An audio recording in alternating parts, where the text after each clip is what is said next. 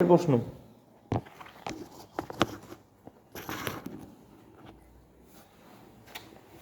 ওয়ার্ডটা না, একটা সোজা প্রশ্ন দিই একদম বাচ্চাদের। সমসমস্ত অঙ্গ আর সমবৃত্তীয় অঙ্গের মধ্যে উদাহরণ দাও। যেহেতু এই প্রশ্ন নাম্বার হচ্ছে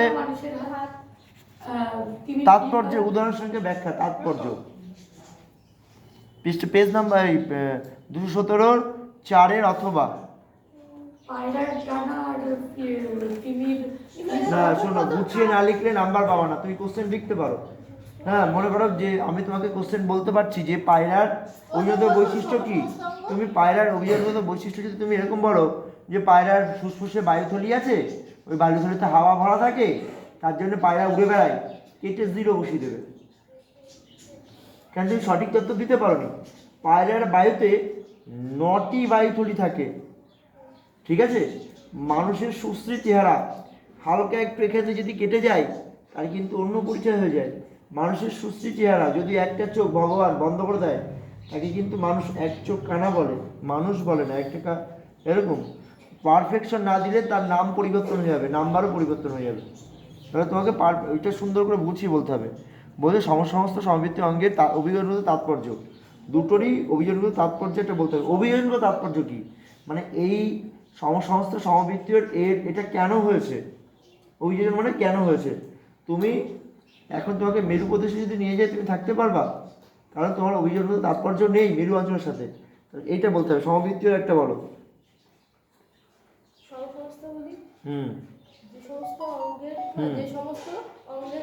অঙ্গ একই কিন্তু কাজ আলাদা, তো সমস্ত অঙ্গ বলে টিভি ডানা আর মানুষের ফ্লিপার, মানুষের হাত আর টিভির ফ্লিপার, আর আর সমবৃত্তীয়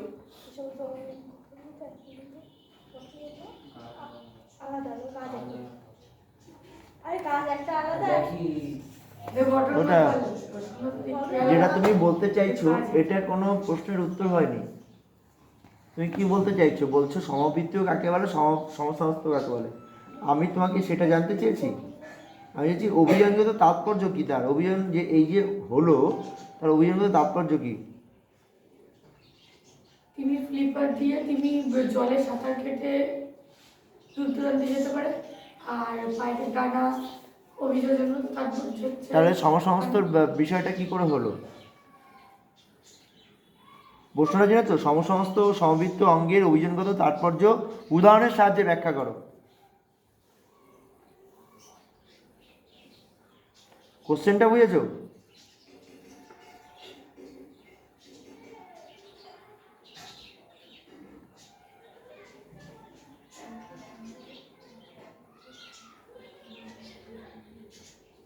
এরকম হবে না যাদের যে সমস্ত প্রাণী একই ধরনের পূর্বপুরুষ থেকে উৎপন্ন হয়েছে হবেই না, লাইনেই আসনি, কোশ্চেনের মাথা মুন্ডুই বজনি।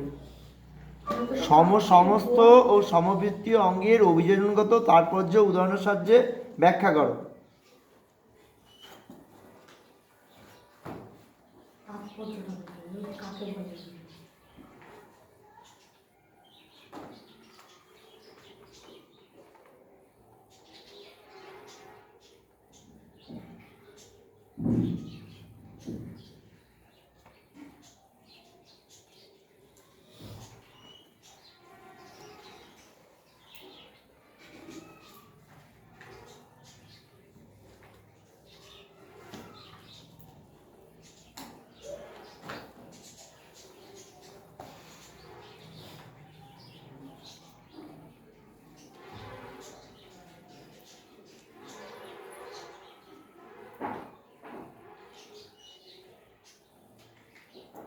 মানে সমবৃত্তীয়টা কি কাজে লাগে বলতে পারলে না?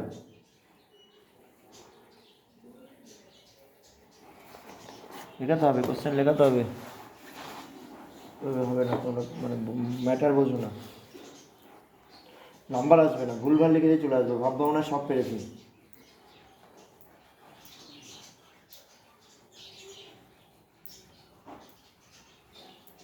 বলছে সমবৃত্তীয় অঙ্গ যেটা সমবৃত্তীয় সমসমস্ত সমসমস্ত মানে হচ্ছে সমস্ত মানে উৎপন্নগতভাবে একইভাবে উৎপন্ন হচ্ছে, আর সমবৃত্তীয় মানে কাজের দিক থেকে একই। বৃত্ত বললেই একটা তো পেয়ে যাচ্ছে, আরেকটা তো তোমার মনে রাখার অসুবিধা নেই। বলছে উৎপন্নগত এক হলো ভিন্ন কাজের জন্য উৎপন্নগত এক কিন্তু কাজ ভিন্ন, একইভাবে উৎপন্ন হচ্ছে, তাদের সমস্ত অঙ্গ হলো অভিযোগ তত্ত্ব। সমস্ত অঙ্গ প্রমাণ করে যে বিভিন্ন প্রাণীর একই পূর্বপুরুষ থেকে এসেছে। বিভিন্ন প্রাণী একই পূর্বপুরুষ থেকে এসেছে। পরিবেশ ও জীবনধারার পরিবর্তনের ফলে এদের গঠন অঙ্গ বিভিন্ন কাজে অভিজিত হয়েছে। এদের মাধ্যমে বিবর্তন অভিযোজন ক্ষমতা বোঝা যায়। যেমন মানুষের হাত, বিড়ালের সামনের পা, তিমির ফিলিপা, বাদুড়ের ডানা, সবের উৎস এক, এদের সিস্টেমটা এক, কিন্তু আমরা ভিন্ন ভিন্ন কাজে লাগাই। আবার সমবৃত্তি অঙ্গ উৎপত্তিগত ভিন্ন হলেও কাজের দিক থেকে এক। ওই জন্য তাৎপর্য সমবৃত্তি অঙ্গ দেখা যায় ভিন্ন উৎসের প্রাণীরা একই পরিবেশে বাস করতে করতে একই রকম কাজের জন্য তৈরি হয়ে গেছে। ভিন্ন উদ্ভিদ কিন্তু একই পরিবেশে থাকে, তাই একই রকম হয়েছে। এদের মাধ্যমে সমান্তরাল বিন্যাস, যেমন পাখির ডানা হাড় দিয়ে তৈরি, প্রজাপতির ডানা কেরোটিন দিয়ে তৈরি। আঙুললতা হবে না? আঙুললতা ও প্রচুর হবে। আর মটরের পাখির ডানা হাড় দিয়ে তৈরি আর প্রজাপতির ডানা কাইটিন দিয়ে তৈরি, কিন্তু এদের উভয়ের কি কাজ কি, ওরা দুজনেই উঠতে পারে। এরকম বুদ্ধি করে না লিখলে কিন্তু নাম্বার আসবে না, তাহলে আমাকে কোশ্চেন লেখাতে হবে, যে আমি লেখাচ্ছিলাম। আর এটা বলো, বুদ্ধি না গেলে আসবে না। আচ্ছা, রয়্যাল বেঙ্গল টাইগার বিপন্নতার কারণ কি? প্রচুর পরিমাণে অর্থধ্বংস, পরিবেশ দূষণ। 3 নম্বর আছে। এগুলো পয়েন্ট করে বলতে। হ্যাঁ বলো, সেটাই বলো। রয়্যাল বেঙ্গল টাইগার বিপন্নতার কারণগুলো বলো। খাদ্যের অভাব, চোরা শিকার 3 নাম্বার দিয়েছি। 3 নাম্বার 4টে পয়েন্ট দিয়ে হ্যাঁ যথেষ্ট। একটু বলো, কেউ একটা বলো। বনভূমি ধ্বংস, অবস্থান নষ্ট।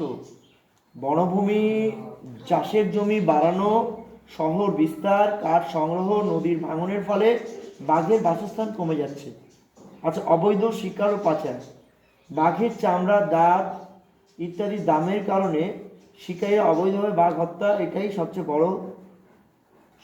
বড় কারণ। খাদ্যের অভাব, হরিণ বা বন্য শিকার কমে যাচ্ছে। শিকার কমে গেলে বাঘ নিজেও বাঁচতে পারে না, ফলে বাঘের খাদ্য সংকট হয় এবং বাঘ মানুষের বসতিতে চলে আসে। এতে ভারসাম্য নষ্ট। মানুষের ভারসাম্য নষ্ট হচ্ছে না, বিপন্নতা মানে বাঘ কেন কমে যাচ্ছে, হারিয়ে যাচ্ছে। ঠিক আছে, অ্যাভেলেবেল না কেন, বনে গেলেই তো বাঘ দেখতে পাবো, বাঘ কমে যাচ্ছে কেন, এসব কারণ। মানুষের সঙ্গে লড়াই, অনেক সময় মানুষের সঙ্গে বাঘের লড়াই হয়ে বেশিরভাগ ক্ষেত্রে কে মরে যায়? কে মরে? কে মরে বলো না, কুন্ডু বলুক, কে মরে?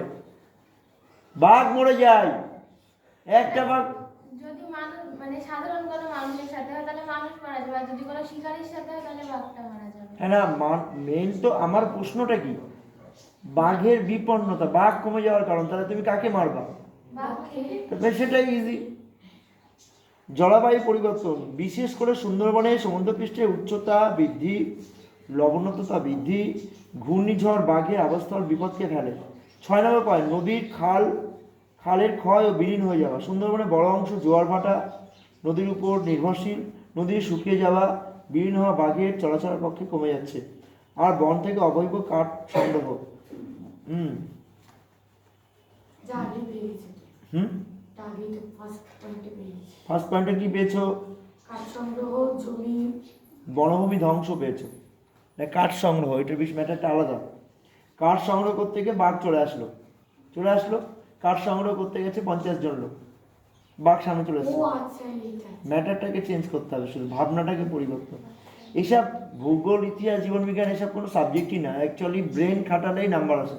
তুমি 10টা পয়েন্ট পেয়েছো এখানে, এই 10টা পয়েন্ট মনে রাখলে তো তোমার ম্যাটার লাগে, আর লাগে না, তুমি বানিয়ে লিখতে পারো। কিন্তু এই প্রশ্নের সাথে এই ম্যাটারটাকে তোমাকে মেলাতে হবে। তুমি তখন হুবড়ি হুবড়ি খেয়ে পড়লে কি হবে, তাহলে আর হবে না। 1 নম্বর অবৈধ শিকার ও পাচার। 2 নম্বর খাদ্যের অভাব, কার?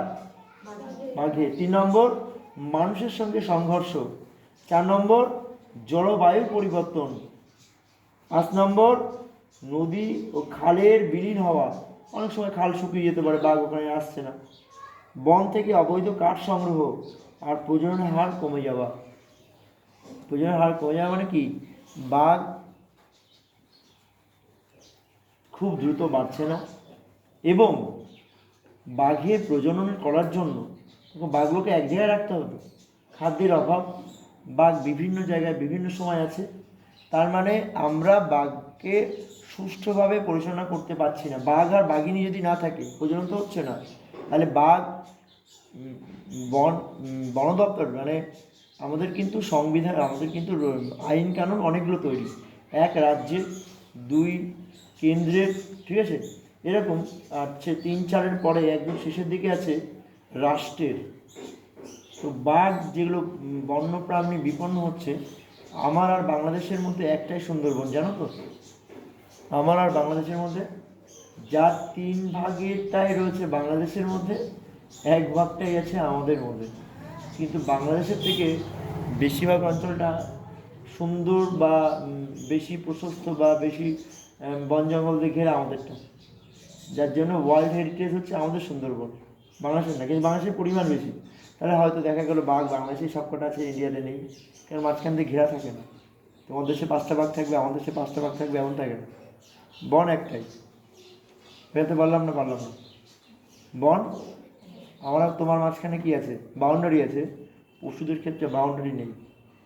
তাহলে বাঘরে আমরা খেতে দিইনি, বেশিরভাগ বাঘ বাংলাদেশে আছে। এবার ওরা কীভাবে মেনটেন করছে, তো ঠিক আছে, প্রশাসনিক বিষয় এটা। চলে গেলাম পরের প্রশ্নে। এসো, মানুষের স্বাস্থ্যের উপর বায়ু দূষণের প্রভাব, কে পারো? মানুষের স্বাস্থ্যের উপর বায়ু দূষণের 2টি প্রভাব কি কি, কে পারো? আরে বায়ু দূষণ হলে আমাদের স্বাস্থ্যের উপরে কী প্রভাব, এটা তো বানিয়ে বলবা।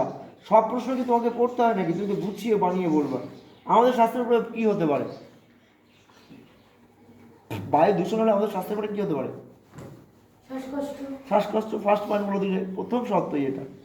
তুমি বায়ু যদি এক্ষুনি ধোয়া জেলে দিই, তুমি থাকতে পারবে না, তোমার নিঃশ্বাসের সমস্যা হবে, আর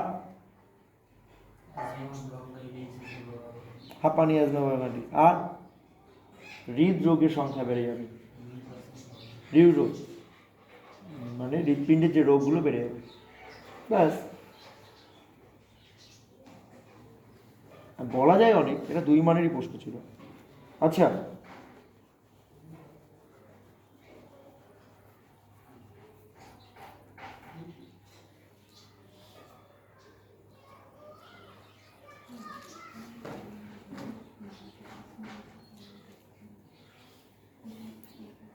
স্নায়ুকোষের ছবি এঁকেছো নাকি কেউ?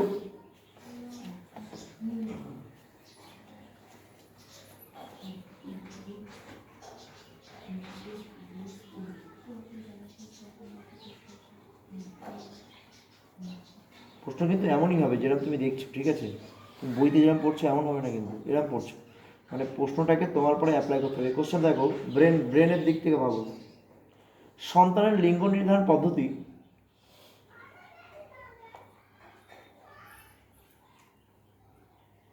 প্রত্যেক বাবা মা চায় বা বংশ চায়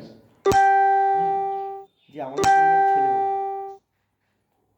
মেয়ে চায় না, এরকম একটা ভ্রান্ত ধারণা আছে, ঠিক আছে? যার জন্য মেয়ে ছেলে হলেই সবাই একটা বকশিস বেশি চায়। তো এইটা তুমি কি করে কাটাবা, যে এইটা যে ছেলে বা মেয়ে যেটাই হোক না কেন, এতে মায়ের কোনো ভূমিকা নেই, এই ভ্রান্ত ধারণা। এখানে কোশ্চেনটা তাই দিয়েছে যে ভ্রান্ত ধারণা তুমি কীভাবে মেটাবা। তুমি তো বইতে পড়েছো যে কীভাবে হয়, এবার তুমি মেটাবা কী করে, কোশ্চেনটার অ্যান্সার কীভাবে করবা?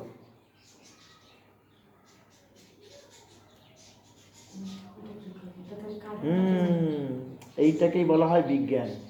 বিজ্ঞান তোমাকে একটা ঢাকনা খুলতে শেখাবে, জলের বোতলে একটা ঢাকনা করতে হবে। তুমি পৃথিবীর সমস্ত ঢাকনা খোলার বুদ্ধি তোমার কাছে রাখতে হবে। যদি তুমি সেটা না পারো, তাহলে তুমি বিজ্ঞান থেকে কোনো টিচার কেন, মানে স্বয়ং মা বাবা যদি গুলেও খাওয়া পারবে না।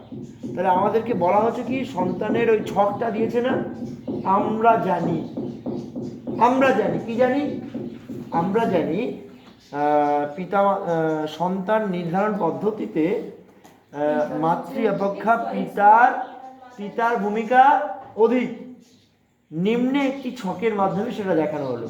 এবার ছক কাটলে এক্স ওয়াই করে দেখালে যে মায়ের কাছে থাকে ডবল ডবল, আর পিতৃর কাছে থাকে শুধু ক্রোমোজোম। হ্যাঁ, ক্রোমোজোমের যে সে একমাত্র পৃথিবীতে স্ত্রীলিঙ্গের কাছেই ডবল ক্রোমোজোম থাকে, বাদ বাকি সমস্ত প্রাণীর কাছেই সিঙ্গেল থাকে।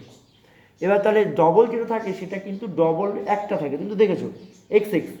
তাহলে ওই ছকটা বুঝিয়ে দিলে, ছকটা লিখলে তো, লেখার পর এবার বোঝালে যেহেতু মায়ের কাছে এক্স আছে এবং বাবার কাছে এক্স ওয়াই আছে, সুতরাং ছেলে বা মেয়ে মানে লিঙ্গ নির্ধারণ পদ্ধতি মায়ের দ্বারা সম্ভব না, বাবার দ্বারাই সম্ভব বলে ব্যাখ্যা দিয়ে দিল, হয়ে গেল। এবার এইটা মেটাবোটা কি করবে? কি মেটাবে? এই যে কারণ বললাম সেটা কি? হ্যাঁ, তাই তো বলছে কিভাবে নির্মূল করা যায়। এবার নিচে আসলে এই সাধারণ জ্ঞানের বিষয়টা আমরা সামাজিকভাবে যদি জনসমক্ষে আলোচিতভাবে প্রচার করতে পারি, তবেই এই সমস্যার সমাধান নির্মূল হবে। সবাইকে বোঝাতে হবে, তাই তো? তুমি একটা জিনিস দেখো, এটা ভালো করে বুঝবা। আমরা যে সমাজে থাকি না, সমাজকে আমাকে মেনটেন করতে হয়, মানে আমি নিজেও মেনটেন করি, তোমাকেও মেনটেন করতে হবে। তুমি যদি এখন আমার সাথে ব্যাঙ্গালোর যাও, এই ওয়েদার ব্যাঙ্গালোর, এই যে ওইটাতে দেখছো, তো ও ব্যাঙ্গালোর লোকজন বেশি একটা হাবিজাবি পছন্দ করে না। হয়তো একটা 12-এর একটা মেয়ে হয়তো একটা হাফ প্যান্ট পরে যাচ্ছে, ঠিক আছে? এরা কী করছে, সমাজটাকে ডেভেলপ করে নিয়েছে, ওদের সমাজটাকে কী করেছে, ডেভেলপ। ওরা দাদু ঠাম্মাও ডেভেলপ, যে আমাদের কালচারটা আমরা ওই জড়তার মধ্যে পড়ে নিই। আমার যখন তোমার নার্সিং ক্লাস হবে, নার্সিং ক্লাসটাকে টোটাল বডি সম্পর্কে পুরো দেখানো হয়। পুরো যদি তোমার জ্ঞান না থাকে, তুমি যদি এখন বলো যে আমার এই পজিশানটা সম্পর্কে জ্ঞান নেই, তাহলে তোমার ওই সব পজিশান সম্পর্কে তোমার কিন্তু ধারণা থাকবে না, ঠিক আছে? টিচার খুব স্ট্রিক্ট, ঠিক আছে? ডেমনস্ট্রেশন পুরো আছে, তোমাকে পুরো জ্ঞানটা দেওয়া হবে। এই কালচারটা আছে বলেই ওরা আমাদের থেকে উন্নত। ইজি, এটা করলে এটা হবে, এটা করলে এটা হবে, ইজি। আমাদের এখানে আমাদের সমাজে এমন কথা, আমি ইজিভাবে বলছি, যেটা তুমি মানে ভালো করে ফিল করো, কারণ তোমার আমার বয়সের মধ্যে অনেকটাই ডিফারেন্স। আমি বলছি, মনে করো মেয়ের একটা এমন রোগ হচ্ছে যেটা গাইনো ডাক্তার দেখাতে হবে, মা ভাবে বাবাকে বলা যাবে না, মায়ের ভাবনাতে এটা। তা আমরা এটা কি পিছিয়ে নির্মূল করবে কি? বাবা কিন্তু নির্মূল করবে, কিন্তু আমাদের সমাজ এখন সেই জায়গাটাই পরিপাটি হয়নি, যার জন্য আমরা অনেকটাই পিছিয়ে, অনেকটাই, মানে ওদের থেকে ওদের কালচারের সাথে আমাদের কালচার অনেকটা পিছিয়ে। ওই জন্য ওদের সমাজে কি হচ্ছে, ওরা এগিয়ে কেন আছে? মনে করো আমি আমার মেয়েকে বিয়ে দিলাম, বিয়ে দেওয়ার পরে বিয়ের পরে মেয়ে ভালো পাত্র হলো না, আমাদের সমাজ মারে থাক, বিয়ে হয়েছে আর কিছু করার নেই, ওদের সমাজ তুলে নিয়ে এসে আইডিয়া বিয়ে দেবে। এই আপডেট ওরা এত ফাস্ট কেন? এই জিনিসগুলোটা ইজি করে দেয়, ওরা তুলে নিয়ে আসবে। বিয়ে হয়েছে তাদের কী হয়েছে, বিয়ে হয়েছে কি সারা জীবন বেঁচে দিয়েছে নাকি? নিয়ে আসবে, আবার বিয়ে দেবে, ফেরত নিয়ে আসবে, আবার 2-4 বছর দেখে আবার আইডিয়া বিয়ে দেবে। এইটা হচ্ছে ওরা উন্নত সমাজ। আমাদের সমাজ এখানে পারবে না। এবার আমরা কি করব? আমরা প্রচার করব, যত প্রচার করব তত সবাই বিষয়টা সম্পর্কে কনসেপ্ট হয়ে যাবে। তোমাকে তলায় লিখতে হবে। আমরা আধুনিকভাবে যেরকম প্রশ্নের সাথে কি গেছে, প্রশ্ন তো হয়ে গেছে, তুমি এটা মানে তোমার সাধারণ জ্ঞান ছাড়া হবে না। এই জন্য আমরা আলোচনা করি সমাজের ভ্রান্ত ধারণা কীভাবে নির্মূল করা যায়, একটি ক্রসের মাধ্যমে দেখাও। এই ক্রসের মাধ্যমে দিয়েছি ক্রসটা, এই ক্রসের মাধ্যমে আমরা জনসচেতনতা বাড়িয়ে সমাজের ভ্রান্ত ধারণাকে সমাজে নির্মূল করতে পারবো। ওই ক্রসটাকে সব জায়গায়, যেখানে আল্ট্রাসোনোগ্রাফি করা হয়, যেখানে গাইনো ডাক্তার দেখানো হয়, যেখানে মেডিসিন বিভাগের 10টা লোক যায়, সেখানে এইটাকে আগেই পয়েন্টেড করতে হবে যে এটাকে আপনি বোঝেন তো।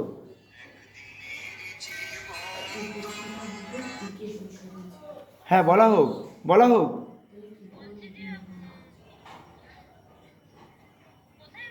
আমরা বাড়িতেই, হ্যাঁ, বনগাঁতে। আচ্ছা।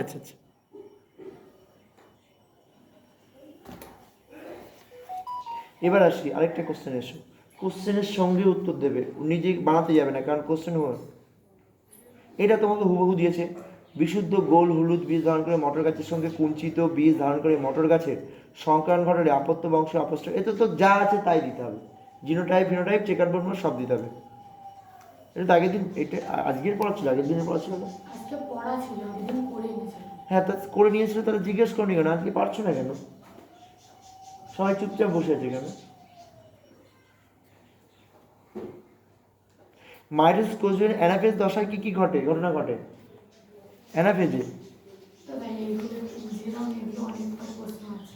হ্যাঁ, মানে মাইটোসিস দশা বা মাইটোসিস দশার প্রোফেজ বা অ্যানাফেজ এরকম কিছু একটা আছে। আমি বলছি মাইটোসিস কোষ বিভাজনের অ্যানাফেজ দশায় কি কি ঘটনা ঘটে? মানে শুধু অ্যানাফেজটা বললেই হয়। হ্যাঁ, মাইটোসিস কোষ বিভাজনের অ্যানাফেজ দশায় কি কি ঘটনা ঘটে? শুধু অ্যানাফেজে কি কি ঘটে সেগুলো বললেই হবে। নতুন আর তন্তু হয়ে যায়, তাই তো? 3 মানের প্রশ্ন কিন্তু এটা, শুধু অ্যানাফেজটাকে তোমাকে গুছিয়ে সুন্দর করে বলতে হবে।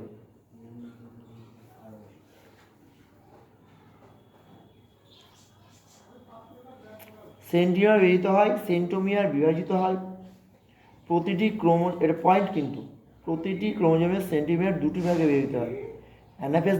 অ্যানাফেজ দশায় প্রতিটি সেন্টোমিয়ার 2টি ভাগে বিভক্ত হয়। তোমার আছে 2, বোন ক্রোমাটিড 2টি আলাদা হয়ে যায়, বোন ক্রোমাটিড 2টি আলাদা হয়ে যায়, সেন্টিমিয়ারের ভাঙনের ফলে 2টি বোন ক্রোমাটিড আলাদা ক্রোমোজোমে পরিণত হয়। 3, ক্রোমাটিড 2টি বিপরীত মেরুর দিকে টানা হয়, পিন্ডল ফাইবার ছোট হতে শুরু করে এবং প্রতিটি ক্রোমাটিডকে কোষের 2 মেরুর দিকে টেনে নিয়ে যায়। আর ক্রোমোজোমের দ্রুত মেরুর কাছে জমা হয়, ক্রোমোজোম দ্রুত মেরুর কাছে আলাদা আলাদা ক্রোমোজোম 2 মেরুতে এসে একত্রিত হয়, কোষ লম্বা হতে শুরু করে। এতে তোমার বৈশিষ্ট্যই আছে, বৈশিষ্ট্য অ্যানাফেজে দেখো অ্যানাফেজে মানে সংঘটিত কী কী ঘটনা ঘটে সেটা বললেই হবে। সর্বশেষে যৌন জননের ধাপগুলির শব্দ চিত্র দেখা, ইম্পর্টেন্ট প্রশ্ন। সপুষ্পক উদ্ভিদের যৌন জননের ধাপগুলো শব্দ চিত্রের মাধ্যমে দেখাও, ইম্পর্টেন্ট প্রশ্ন। সপুষ্পক উদ্ভিদের যৌন জননের ধাপগুলো শব্দ চিত্রের মাধ্যমে দেখাও। শুধু লেখা থাকে না, হুম, শুধু লেখা থাকে।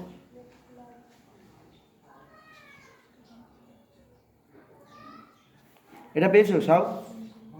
সপুষ্পক উদ্ভিদ ওরা কি চিত্রের মাধ্যমে দেখাতে হবে? ছবি নেই কি বলো?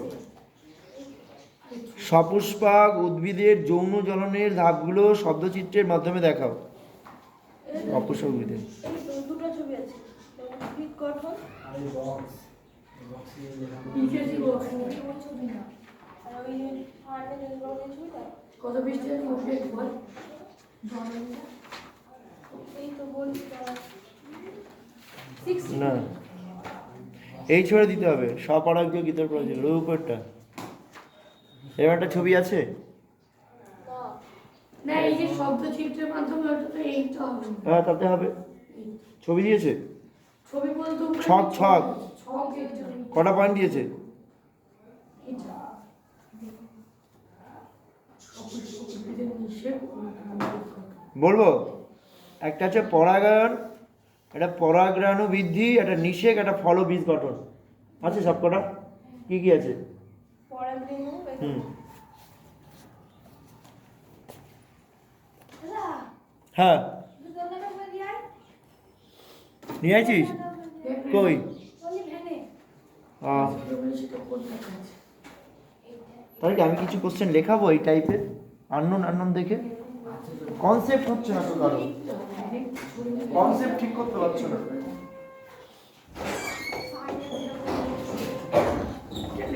বাবারে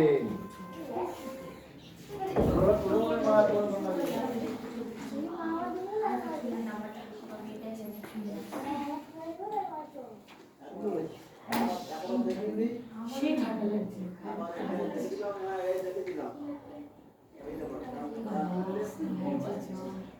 কি? মানে 15 মিনিট পরে দুটো বাজছে মোবাইলে গান দিটা এবার দেখি এবার দেখ এই পড়ে দিয়ে দুটো পাচ্ছি না আরে 215 এদিকে নিয়ে এসে নিয়ে আসি নিয়ে বাড়ি গিয়ে ব্যাগে করে তুলে টেবিলের ফোন না বাবা মা কেউ কি দেখা দেখা আছে তো ওই স্কিপটা হাত দেখছিস এরকম ওই দেখ কত বড় আর বোঝে ওই দেখ কত বড় ঘড়ি দেয় হ্যাঁ তো ওইটা ধরে একটা তুই দেখ আমার দেখা তো আমার তো সেটাই তো বলছি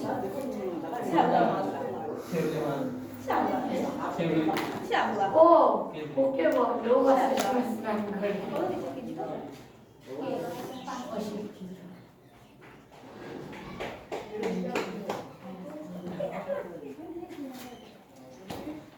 পিয়ালি এইসব ভালো অঙ্ক করে তাই না? সব বানায় কি ব্রিলিয়েন্ট সবাইকেই তো হোমওয়ার্কটা খুব ভালোই করতে পারিস সবার দাঁড়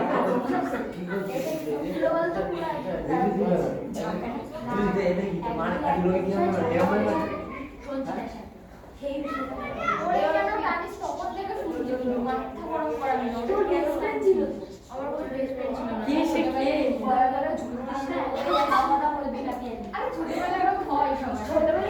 আমি শুধু সিস্টেমে বলতে বলে গেলে চুপি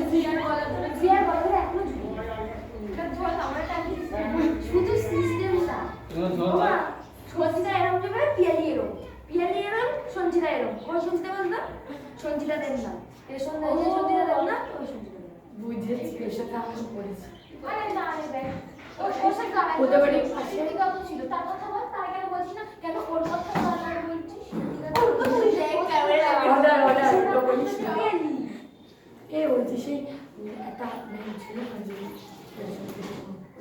ওদের সামনে মারা গেছে না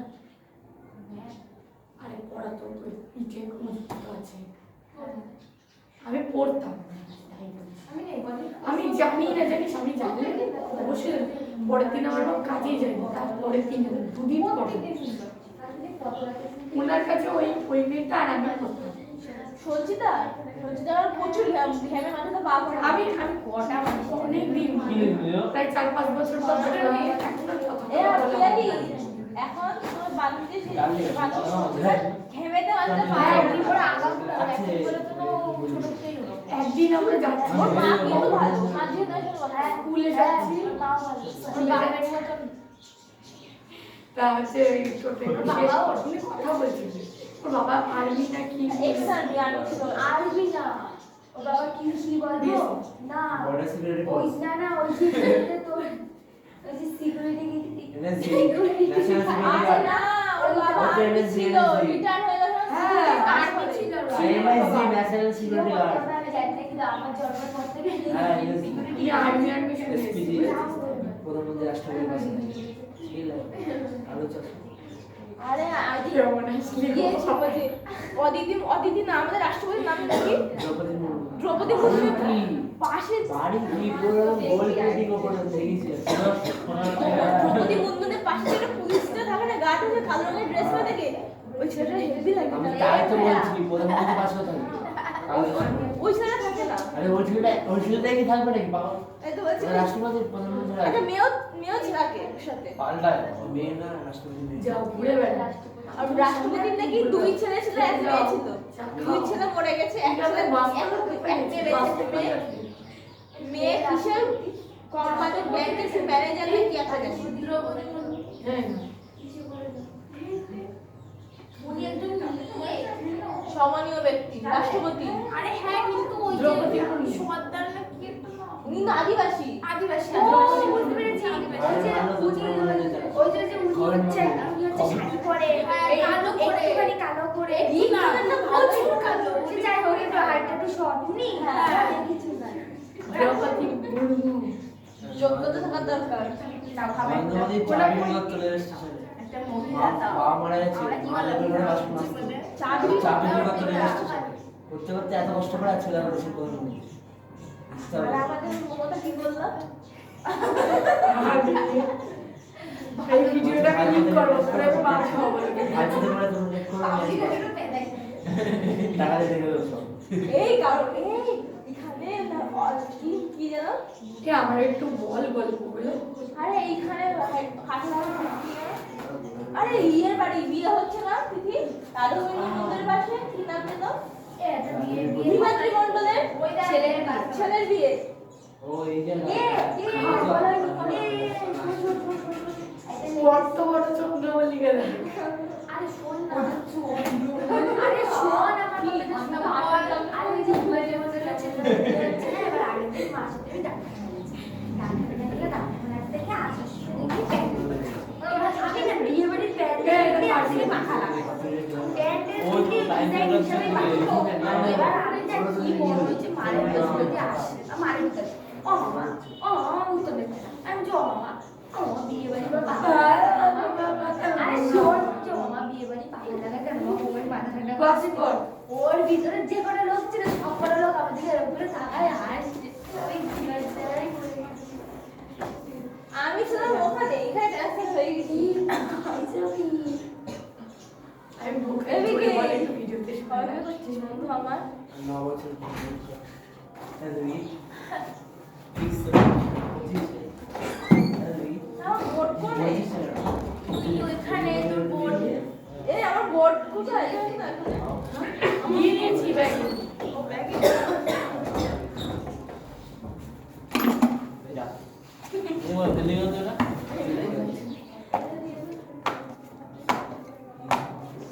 জীবনটা কোথায় দেখি আগের বার সাইজনে কি দিয়েছি আরে দেখো নামটা দেখো আমার বইয়ের। দেখি কি করবো পড়লে তাই বলতাম নামটা পড়ো দাও দেখি। জীবনেও পড়ো না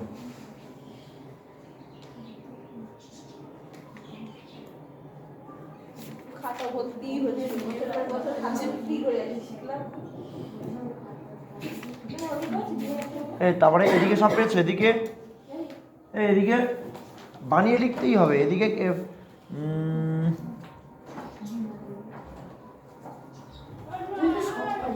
এই অ্যাজমা বা হাঁপানি রোগের পরিবেশগত কি কারণ হতে পারে হুম দুই মানের হিসেবে বলো 2 মান হিসেবে বলো যানবাহন চলাচল মানে এটা একটা পয়েন্ট আর একটা হচ্ছে কলকারখানার ধোঁয়া দুটো পয়েন্ট অ্যাজমা রোগের পরিবেশগত কারণ কি কি হতে পারে ওই হাঁপানি অ্যাজমা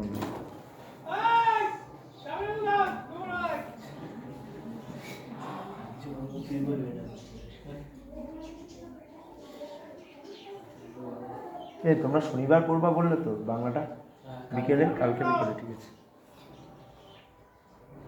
বায়ু দূষণ পরাগ রেণু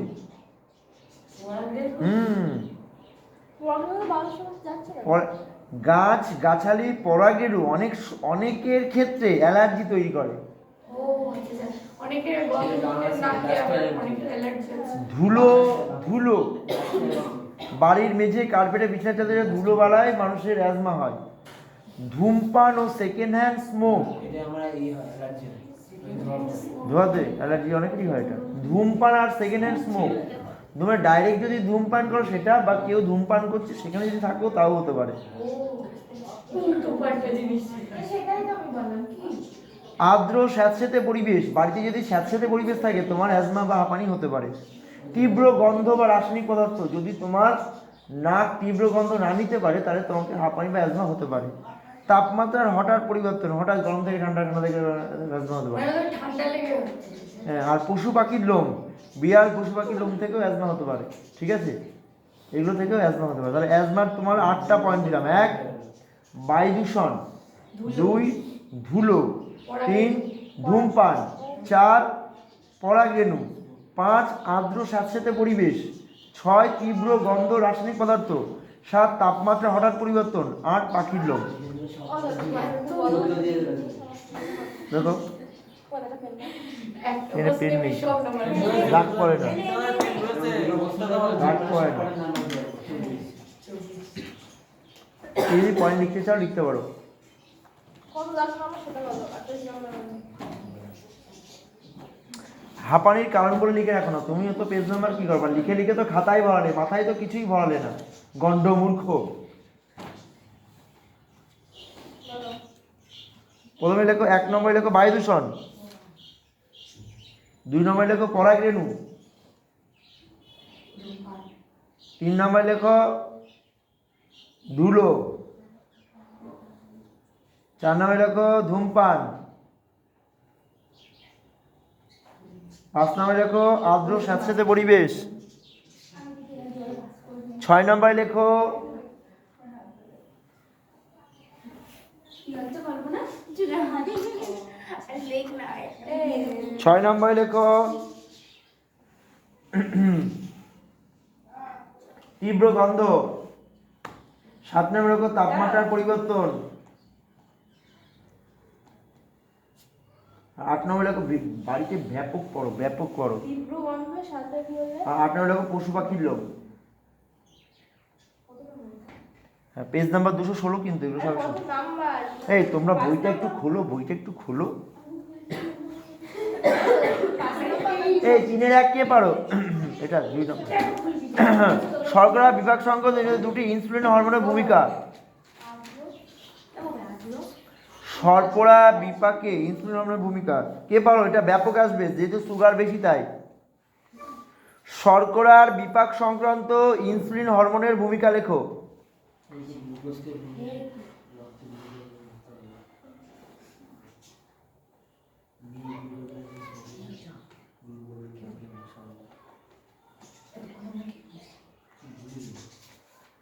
কি করে ইনসুলিন? শর্করার পরিমাণ বৃদ্ধি করে। এই শর্করার পরিমাণ, ইনসুলিন শর্করার পরিমাণ বৃদ্ধি করে। দেখো তোমাকে আমি একটু ডেমনস্ট্রেশন দিই, আগেও দিয়েছি, একবার দিই, তুমি ভালো করে বোঝো। এই দেখো, এই একটা মানুষ, এর ভুঁড়িটা আঁকলেই হবে, আমার আর কিছু লাগবে না, ঠিক আছে? এই আমারটা বই এনে দিবা কিন্তু, বিকেলে না এখন। তাহলে সারাদিন খোলা, সারাদিন খোলা। বিকেলে পড়া আছে আজকে, একটা বই এনে দিতে হবে। ও আমার সাথে বসে আছে। হে দেখো, এইখানে যে অগ্ন্যাশয়টা আছে এর কাজ হচ্ছে ইনসুলিন তৈরি করা। ইনসুলিন। আগের দিন একটা প্রশ্ন দেখলাম, বলছে দাদা অঙ্গসলাদা আর অ্যাপেন্ডিক্স আছে। হ্যাঁ, অ্যাপেন্ডিক্স এদিকে থাকে, আঙুলের মতো অংশ। তো যাই হোক, ইনসুলিনের কাজ, এই অগ্ন্যাশয়ের কাজ হচ্ছে ইনসুলিন তৈরি করা। ইনসুলিন মানে হচ্ছে ইনসুলিনটা দেখতে অনেকটা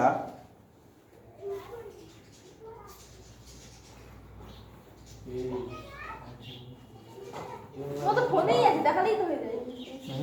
আমি রিয়েল জীবনের সাথে মেলাচ্ছি। এই যে রেজিন মাখো না, হ্যাঁ। রেজিনটাকে যদি জলের মতো করে দিই ওরকম দেখতে। ভেজলিনটার কোনো একটা লোশন কিনতে পাওয়া যায় তো, ভেজলিনের মতোই কালার, কিন্তু ভেজলিনটা শুকনো থাকে, ওটা জলের মতো। ইনসুলিন ভেজলিনের মতোই দেখতে পুরো, কিন্তু ভেজলিনটা কি থাকে, শুকনো অবস্থা থাকে। এটা যদি জলের মতো করে দাও, ওটা হচ্ছে ইনসুলিন। তো ইনসুলিনের কাজ হচ্ছে টোটাল বডিতে আমার যেখানে যা কোষ আছে, আমি টোটাল ডিটেলস বলবো, যে কোনো প্রশ্নের উত্তর তুমি দিতে পারবা। যেখানে যা কোষ আছে, ইনসুলিন হচ্ছে এই কোষেতে চিনি খাবে, তোমার দেহেতে সব চিনিও খেয়ে নেবে। তার মানে তোমার তরকারিতে খুব নুন হয়ে গেছে, খুব, মা বললো তোর নুন হচ্ছে, দাঁড়া একটু লেবু দিয়ে দিল, দেখো নুন কমে গেল। কেন? লেবু নুনের পরিপূরক, নুনের সাথে লেবুর বিক্রিয়ায় নুনের পরিমাণ কমে যায়। তো এখানে ইনসুলিন শর্করার পরিপূরক, শর্করা মানে চিনি। তাহলে ইনসুলিন যেই শর্করার গায়ে মিশে যাচ্ছে, হ্যাঁ, ইনসুলিন কী করছে, শর্করা খেয়ে ফেলছে।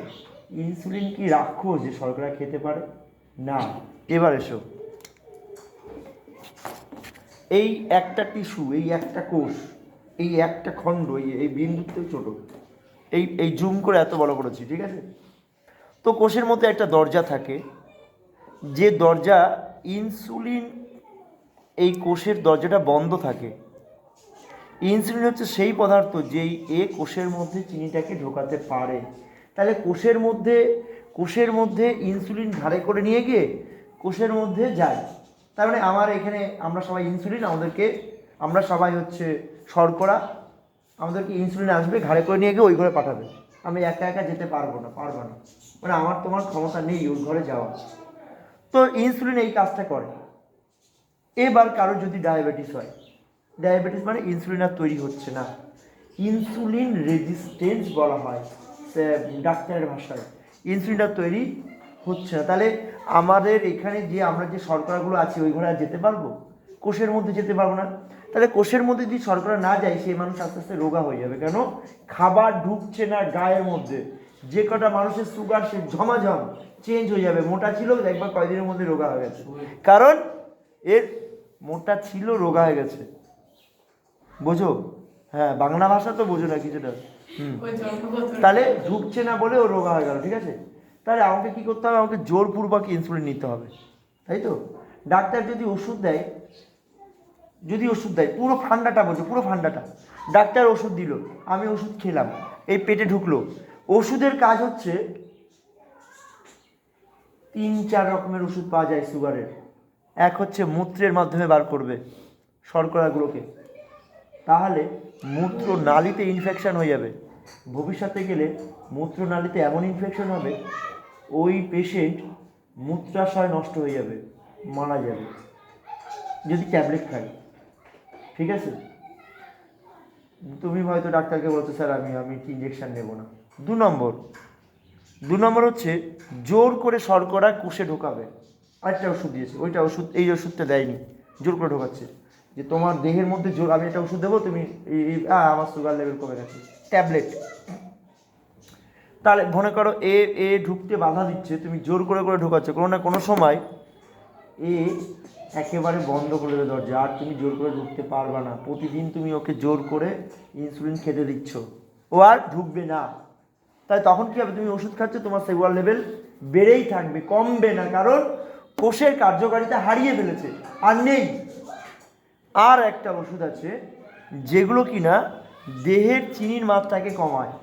কিন্তু দেহের যদি চিনির মাত্রাকে কমানো যায়, তাহলে দেহের মধ্যে চিনির মাত্রা কমাতে গেলে সময় সাপেক্ষ, দেহের অর্গানগুলো নষ্ট হবে, চোখ পা সব নষ্ট হবে।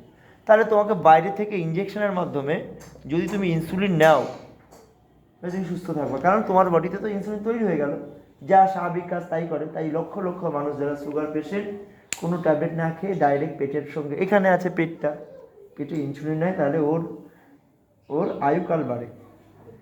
কী হয়? আয়ুকাল বাড়ে। এবার এর আরেকটা ফান্ডা আছে, ইনসুলিন তুমি যদি বেশি নাও কোনো ক্ষতি নেই, তোমাকে একটু নিতে কষ্ট হবে, কিন্তু এরও তো তৈরি ক্ষমতা নেই, তাই এক সময় তোমার আয়ুর দীর্ঘ পতন হবে। কিন্তু ইনসুলিন যদি তুমি নাও, তোমার ডায়ালিসিস দিতে হবে না বেঁচে থাকাকালীন, যতদিন তুমি বেঁচে থাকবা তোমার ডায়ালিসিস করতে হবে না, তুমি সুস্থ স্বাভাবিক মানুষও থাকবা। কিন্তু হয়তো বহুকাল পরে, 20 বছর পরে গিয়ে তোমার চোখের ডিস্টার্ব, আই ডিস্টার্ব, সুস্থ থাকবা। ইনসুলিন যদি ইঞ্জেকশন নাও, ওষুধ খেলে একের পর এক জিনিস নষ্ট হয়ে যাবে, কারণ জোরপূর্বক তুমি করছো, এটা ইজি না, মানে অন্য মেথডে যাচ্ছ। আর একটা যেটা হয় সবথেকে যেটা ভালো মেথড, খাদ্য শর্করা কমিয়ে দাও, ভাত শর্করা, মোবাইলে দেখবা শর্করা খাবারের লিস্ট দিয়ে দেবে, ইন্ডেক্স আছে, ভাত 85, 85, কেন? আমার পেটের রোগ। যদি ধরো কি বললে, ইনসুলিন নিল প্লাস আর ডায়ালিসিস করতে হবে। না, ভুল কথা। ডায়ালিসিস কখন করতে হয়? যখন আমার রোগটা আর আউট অফ কন্ট্রোল। ডায়ালিসিস মানে রক্তের একটা পরিবর্তন পুরো। যখন আমার রোগটা আউট অফ কন্ট্রোল, তখন তুমি ইনসুলিন দিলেও কিছু হবে না, তখন তোমার আউট অফ কন্ট্রোল, তুমি তোমার ভারসাম্য হারিয়ে ফেলেছো। শরীর বড় সুন্দর জিনিস, 14, 15, 16, 18, 20, 22, 25 ফিট অ্যান্ড ফাইনাল। এই 25-এ যখন আমি 25 ছিলাম, 25-এ যখন আমি যে কাজগুলো করেছি, 30 থেকে এক পর এক ধরা পড়বে, 30, 31, 32, তারিখ 40-এর মধ্যেই রোগগ্রস্ত হয়ে যাবে, ওষুধ নিতে হবে, যে কদিন বাঁচো বাঁচো। ঠিক আছে, আমরা এখন চিপস কিনে নিয়ে এসে খেয়ে নিচ্ছি, ঠিক না? আমি প্রত্যেক আমার মা বোনদের সবাইকে বলি প্যাকেটিং খাবার খাবা না। আগেকার যুগে মা বোনেদের শক্তি কারণ খাদ্য খাবারের শক্তি। এখন প্যাকেটিং খাবার খেলে প্রথম রোগ সিস্ট, প্রথম রোগ মানে সিস্টের, তোমরা ভালো বাংলায় বোঝো তো? আমার গরু ছাগলদের বলছি, গরু ছাগলের কোনো একটা গরুর যদি সিস্ট হয়, মা হওয়ার সম্ভাবনা তার 99% কমে যায়, শুধু মানুষ হিসেবে বেঁচে থাকবে।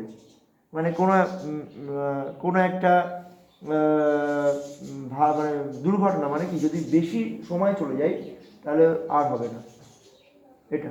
এইবার যাচ্ছি আমরা এইখানে আসি, তাহলে আমাকে কি করতে হবে? আমি সুস্থ থাকবো, আমাকে সমস্ত খাবার মেনটেন করতে হবে। কী কী খাবার? না না, মিষ্টি না, কিন্তু মিষ্টি খাবার না, আমাকে সমস্ত শর্করা খাবার বাদ দিতে হবে। দেহের মধ্যে গেলে আমি মুড়ি শর্করা হচ্ছে 120, যা চিনির সমান। কেউ কি বিশ্বাস করবে এটা, যে আমি এক মুঠো চিনি খাবো আর এক মুঠো মুড়ি খাবো, সেম, দুটো বোথ আর সেম ম্যাটার, দুটো একই জিনিস, ঠিক আছে? কিন্তু এটা তাকে জানতে হবে, পেশেন্টকে জানতে হবে, ওকে নিজে থেকেই গরজে খাওয়া বন্ধ করতে হবে, হলো?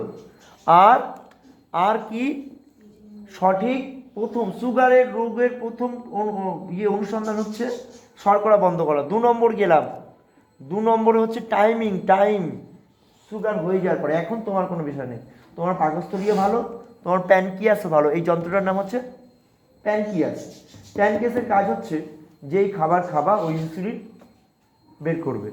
এক্ষুনি একটা পেয়ারা খেয়ে নিলে কিছুক্ষণ পর আস্তে আস্তে ইনসুলিন বের করে ওটাকে, পেয়ারাটাকে যেটুকু চিনি আছে খেয়ে নিল। কিন্তু যদি প্যানক্রিয়াসটা নষ্ট হয়ে যায়, চিনি আর বার করবে? তাহলে প্যানক্রিয়াসটাকে ঠান্ডা রাখতে গেলে, বয়সকালে গেলে প্যানক্রিয়াসটাকে ঠান্ডা রাখতে গেলে আমাদের যখন বয়স হবে, না আমার বয়স হয়ে যাচ্ছে প্রায়, আর কদিন পরে, আর 3-4 বছর পরে মনে করো 36-37 বছর বয়স হয়ে যাবে, আর 3-4 বছর 40 হয়ে যাবে। তাহলে আমাকে কী করতে হবে? প্যানক্রিয়াসটাকে রেস্ট দিতে হবে, কারণ এতকাল চলেছে। তারপরে আমি সকালে খাবো 9টায়, দুপুরে খাবো, আর বিকেলে যদি খাই ভালো, রাত্রে খাবো। এই 4 বারের বেশি খাবো না।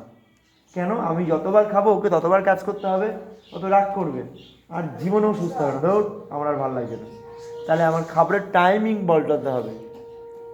কী করতে হবে? Time management. ওদেরটার সময় বুঝে যাবে যে আমার 1:30টার সময় একবার প্যানক্রিয়াস থেকে একটুখানি ইনসুলিন বার করতে হবে, ঠিক আছে চলো, অসুবিধা নেই, আমি তো রেস্টেই ছিলাম। খাওয়া যাবে না ওকে বেশিবার, ঝম করে একটা কেউ বিস্কুট দিল খেতে পারবে না, সুগার পেশেন্টের জ্বালা আছে। গেলাম। আর হচ্ছে ফিটনেস, এক্সারসাইজ করলে কি হয়? শরীরে ঘাম হয়, প্রচুর এক্সারসাইজ করলে শরীরে কী হয়? ঘাম হয়। ঘাম হলে এই ঘামের মাধ্যমে যখন ওই প্রচণ্ড বডি হিট হবে, হিট হলে তখন এই অনায়াসে কিছু লাগবে না, ট্যাবলেট অনায়াসে চিনি কিছু এর মধ্যে ঢুকে যাবে। বোঝাতে পারলাম? ডায়াবেটিস সম্পর্কে আমি চুলচেরা বিশ্লেষণ করি, কারণ এক না একটা সময় আমার নিজেরই হবে, আজ হোক কাল হোক। যেহেতু প্রত্যেকটা টিচারের, শুধু আমি বলে না, যেমন শিক্ষক আছে, যেহেতু আমি সারা দুনিয়ার বোঝা মাথায় নিয়েছি, তো হবেই। চুলচেরা বিশ্লেষণ, এখানে ডাক্তারের থেকেও আমি বেশি জানি, যেহেতু বাইরে ডাক্তার 1 লক্ষ ডাক্তার দেখিয়ে নিয়ে আসি। ডায়াবেটিস রোগটা খারাপ না, বলছি না যে হলেই মরে যাবে, মেন্টর ভালো হতে হবে, মাইন্ড ভালো হতে হবে, তবেই কিচ্ছু যায় আসে না, হোক না কিচ্ছু যায় আসে না, যদি তুমি এইগুলো কন্ট্রোল করতে পারো, ঠিক আছে? ডায়াবেটিস হলেই প্রথমে শব্দ হচ্ছে ইনসুলিন নিতে হবে, যদি বেশি হয়ে যায় ইনসুলিন নিয়ে নাও, ফিট, এই ওষুধ খাও, তাহলে শেষ, ঠিক আছে? চলো তাহলে আমরা পড়াটা লিখি, অঙ্ক তো আজকে হবে না, যেহেতু 2:30 বাজে। আচ্ছা, অঙ্ক পরের দিন আগে দিবা, দেখো পরীক্ষা ছিল রবিবার, এই আজকে শুক্রবার, রবিবার কালকে পরীক্ষা, ওই জন্য আমরা অঙ্কের প্রথমে ভেবে নিয়েছি যে রবিবার পরীক্ষা দেবো। তাই কোনটা পরীক্ষা দেবে তাই বলো, কি পরীক্ষা দিতে চাও?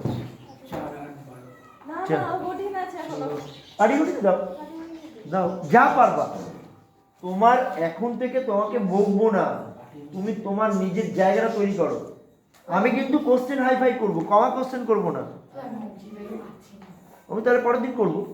তো তুমি কালকে এসো, করে যাও, কাল সকালে এসো সবাই। কটায়?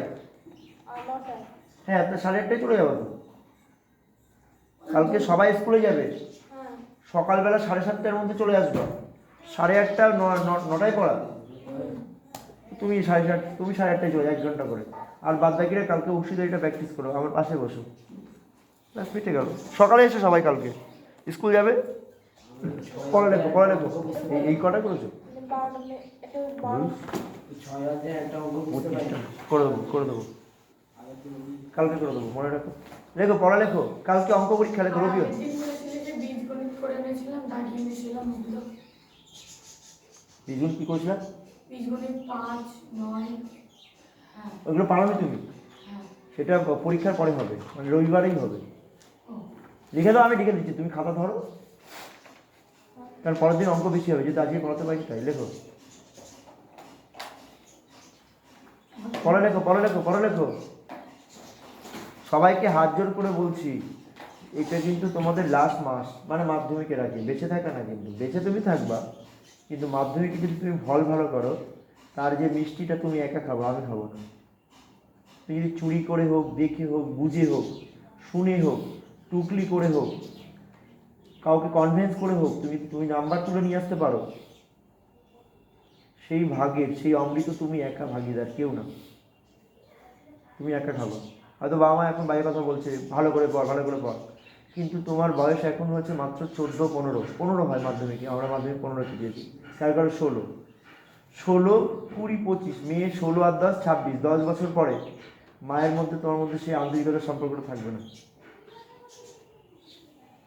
তোমার ডায়েরিতে লিখে রেখো, দাদা এগুলো কথা বলছি, ভুক্তভোগী দাদা, ঠিক আছে? যদি তুমি প্রতিষ্ঠিত হবে ভালো, নাহলে তোমার এই, তুমি যদি জীবনে কিছু করতে পারো তবেই সেই সম্মান, সেই জায়গাটা পাবা, নাহলে অতটা ভালো সুন্দর সম্পর্ক থাকবে না। মা তোমাকে অবশ্যই ভালোবাসবে, কিন্তু যেটা চাই, আমি আমার ছেলে মেয়েকে একটা প্রতিষ্ঠিত দেখতে চাই, সেটা যদি না হয়, মার মন ভেঙে যায়, বাবার মন ভেঙে যায়। সেই জায়গাগুলো যদি একবার নষ্ট হয়ে যায় আর ফিরে পাবো না, কারণ মাধ্যমিক একবার রেজিস্ট্রেশন হলে সেকেন্ড টাইম আর দেওয়া সম্ভব হয় না। তাই তো আমরা আরেকবার করে দিয়ে দিতাম, বনগার মধ্যে ফার্স্ট হতাম, রুলসটা এটাই, ঠিক আছে? না লেখো লেখো, অঙ্ক পরীক্ষা, পাটিগণিত, পাটিগণিত নিজের মতো করে প্র্যাকটিস করবে, কারণ অঙ্ক তো হুবহু দেবো না, আমি লিখে দেবো প্রশ্ন। এবার লেখো নিজের মতো করে, হুবহু দেবো না, বই থেকে তুলে দিলাম, ওই গল্প শেষ হয়ে গেছে, ওটা দেবো না। এবার লেখো, এটা পরীক্ষা দিলাম, পরীক্ষাটা 30 মার্কের থাকলো, তাহলে 1 ঘন্টা গেল, তাই তো? এবার লেখো, টাইমে আসবো, 11:15টায় আসবো। এবার লেখো হচ্ছে বীজগণিত করানো হবে, দেখো বীজগণিত করানো হবে, হ্যাঁ ভেদ করিয়ে দেবো, তাহলে ভেদ করিয়ে, ভেদটা নিয়ে অনেক সমস্যা হচ্ছে, ভেদ একটা দিন করতে হবে, ভেদ আজকেই দেখছি। আর লেখো, আর লেখো, অসুবিধা, কারোর কোনো অসুবিধা থাকলে বুঝছে। আর সেট থেকে কী নিবা? জীবন বিজ্ঞান লেখো, সেট হচ্ছে 2023 সাল। এই 23 সালটা না, যার কাছে মোবাইল আছে সে সার্চ করবা 2023 সাল, অ্যান্সার সামনে দিয়ে দেবে, মানে তোমাকে এই পৃষ্ঠা নাম্বার খুঁজতে হবে না, সালগুলো মোবাইলে লিখলেই সাল সামনে দিয়ে দেবে। তুমি যদি বুঝতে চাও, ওরা তোমাকে অনেকটা বুঝিয়ে দেবে। তাছাড়া যদি কারোর মনে হয় যে আমার এসে কম্পিউটারে বসবো, সবসময় খোলা আছে, কোনো সমস্যা নেই আমার, তুমি তোমার থেকে সময় বাঁচিয়ে নিয়ে বসবা, ঠিক আছে? কারণ এরা অনেক কিছু বোঝায়, আমি নিজেই বুঝি তো, অনেক বড় বড় টিচার আছে, অনেক কিছু বোঝায়। আচ্ছা এবার নাও,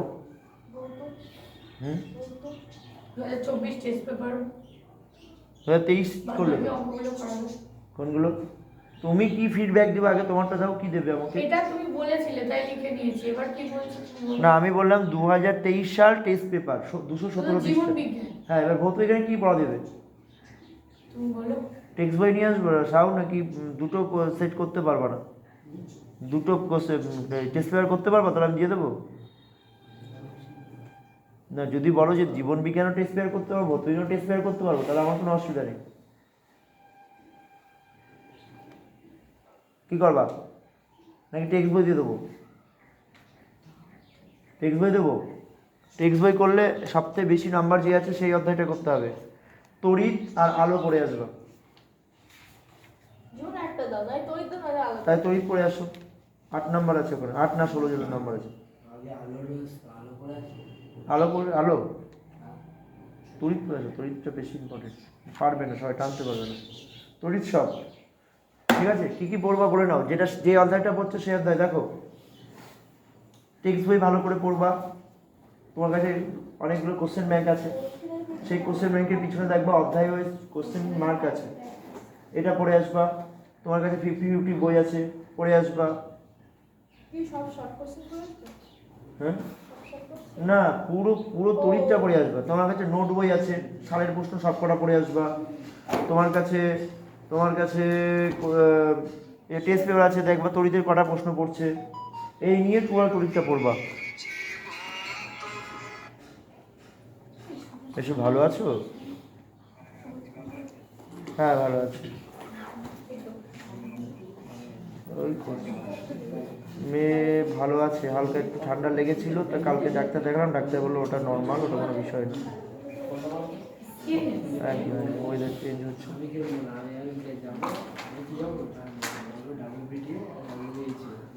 এই যে তোমার হচ্ছে ও হচ্ছে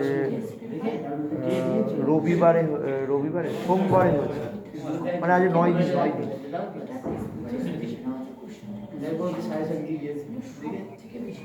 10 দিন, তাহলে 10 ওরকম, মানে আগে রবিবারে না সোমবার, আগের সোমবারে হয়েছে।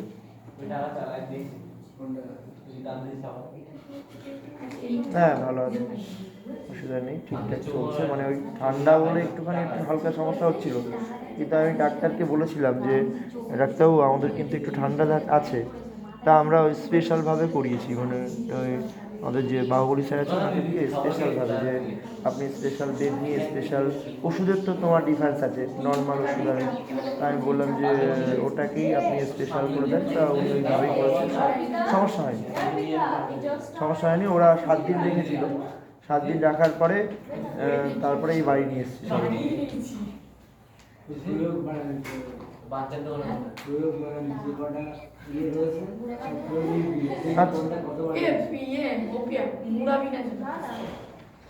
ডিসেম্বরের 22-20-তে তো মায়ের কাজের ওই একটা মায়ের কাজটা পড়েছে তোমার হচ্ছে 20 তারিখে ওই গঙ্গার ঘাটে এদের এখন ইচ্ছা আছে, যেহেতু আমাদের মেয়ে হয়েছে কন্যা সন্তান, সেহেতু মায়ের কাজটা আর ধুমধাম করে হবে না, ওর একটা অনুষ্ঠান ধুমধাম করে করা হবে। 20 তারিখে আমাদের ওই ঘাট কাজ পড়ে যাবে, ওই যে আমরা ওই গঙ্গার ঘাটে গিয়ে ওই কাজ বাজগুলো করবো, সেই বংশে 20-21 কি 20 মনে হয়, আমার মনে নেই, ওই ব্রাহ্মণের একটা ডেট দিয়েছে, কারণ আমার দুটো ডেটই বেশ একই ছিল, মানে ঈশ্বরের যাই নাকি বিষয়টা।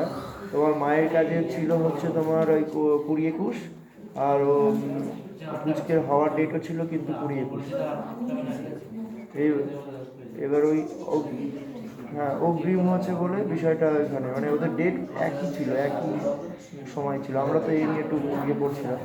এবার বড়দিদের হ্যাঁ ওরা একটা ওই এবার ওই হিসেব করে এখন সবার ইচ্ছা হচ্ছে যে যেহেতু আমাদের মেয়ে হচ্ছে বলে অনুষ্ঠানটা ঘাটে ঘাটে হবে, ওটাই ইচ্ছা। হ্যাঁ একদম।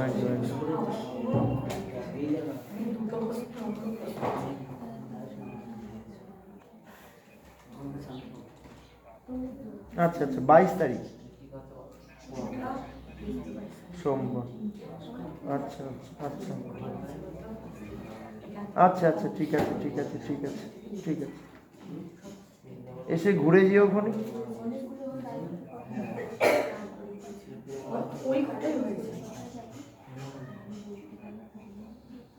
ছোট কাকা ও কারণ মাঝখানে সুস্থ হয়ে গেছিল না একটুখানি? হ্যাঁ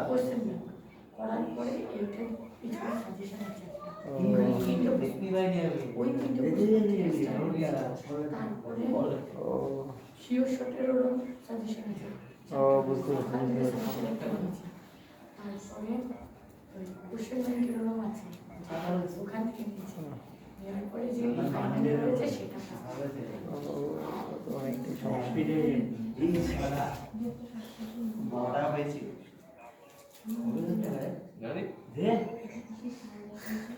আচ্ছা না ঠিক আছে সমস্যা নেই, ঠিক আছে। ঠিক আছে ডিফারেন্স ছিল আচ্ছা ঠিক আছে 110 টাকা আচ্ছা এই ধরো আমাদের একটা কাকা আমার থেকে হয়তো বছর 6 বড় বা বছর 6 বেশি না, ক্যান্সার হয়েছে। প্রথমে সুস্থ ছিল, কেউটের মধ্যে সুস্থ, ঝম করে আবার ওনার বাবা মারা গেছে। এখান থেকে আর কোনো সার নেই এই পয়সা নেই।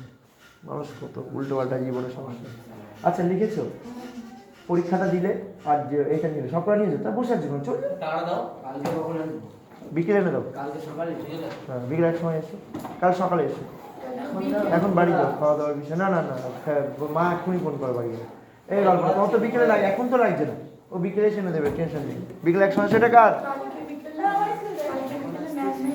হ্যাঁ কালকে বিকেলে ম্যাম পড়াবে। ম্যাম আর তোদেরকে সকালে পড়াবে না, তোমরা সকালে ঘুম থেকে উঠতে পারছো না, আসছে না, আমরা বসে আর যেহেতু আমাদের এখন সেশন পাল্টাচ্ছে, কালকে সকালে অংশীদারি হবে, পাটিগণিত হবে, অংশীদারি না পাটিগণিত হবে। ঠিক নেই, একটু পড়ো। এবার দেখো আমি জানি বাড়ির পরিস্থিতি খারাপ, কারণ এই মাসের পরে তুমি আর সময় পাবে না। কালকে সকাল 7টা, দুপুরে না না ছুটি, রাত্রে বিকেলে আসতে হবে। হচ্ছে কালকে রাত্রে বাবার সাথে দেখা হয়েছিল, বাবা বললো বাবার খুব ভালো না, বলছে ওই আছে কোনো যাচ্ছে। তাহলে চেষ্টা করো, আমি তো বুঝি পরিস্থিতি সবারই সমান আমাদের, ঠিক আছে? ভালো হয়, থাক থাক ওই দেখছি।